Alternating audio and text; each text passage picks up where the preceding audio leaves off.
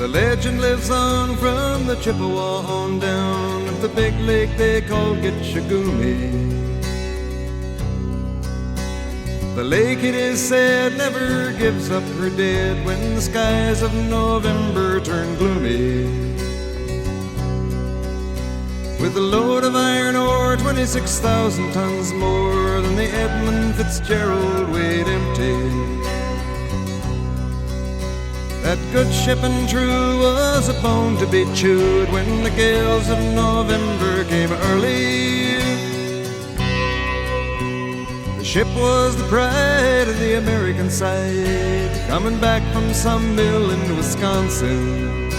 As the big freighters go, it was bigger than most, with a crew and good captain well seasoned, concluding some terms with a couple of steel firms when they left fully loaded for Cleveland.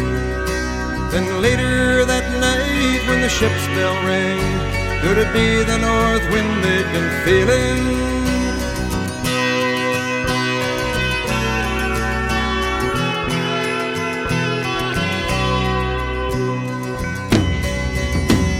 The wind in the wires made a tattle-tale sound, and the wave broke over the railing. And every man knew, as the captain did too, 'twas the witch of November come stealing.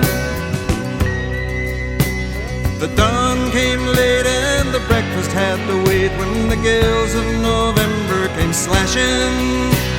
When afternoon came, it was freezing rain in the face of a hurricane west wind.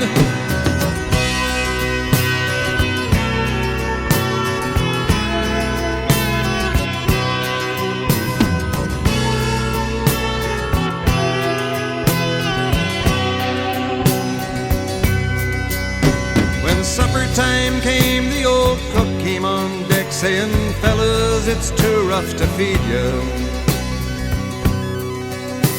At 7 p.m. a main hatchway caved in. He said, "Fellas, it's been good to know ya." The captain wired in, he had water coming in, and the good ship and crew was in peril. And later that night, when his lights went out of sight, came the wreck of the Edmund Fitzgerald.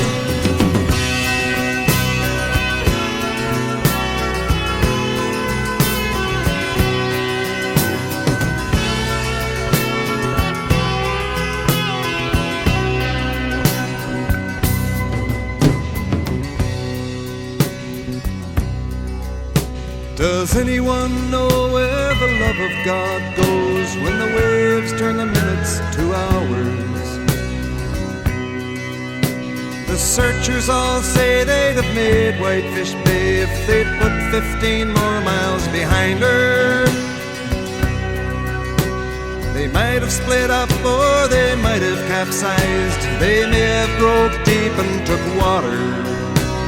And all that remains is the faces and the names of the wives and the sons and the daughters.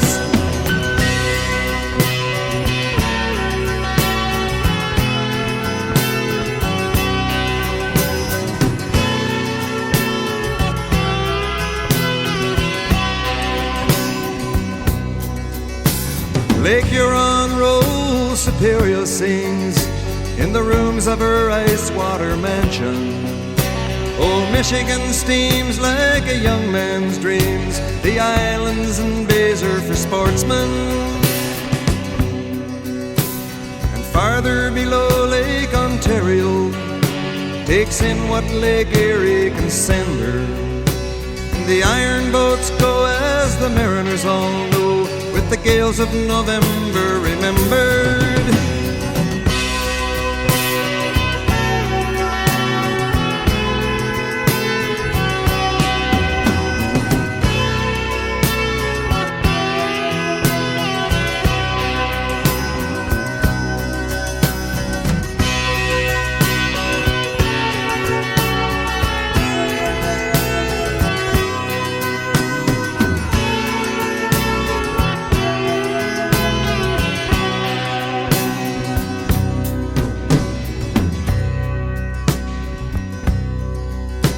In a musty old hall in Detroit they prayed in the Maritime Sailors' Cathedral. The church bell chimed till it rang 29 times for each man on the Edmund Fitzgerald. The legend lives on from the Chippewa on down of the big lake they call Gitche Gumee. Superior, they said, never gives up her dead when the gales of November come early.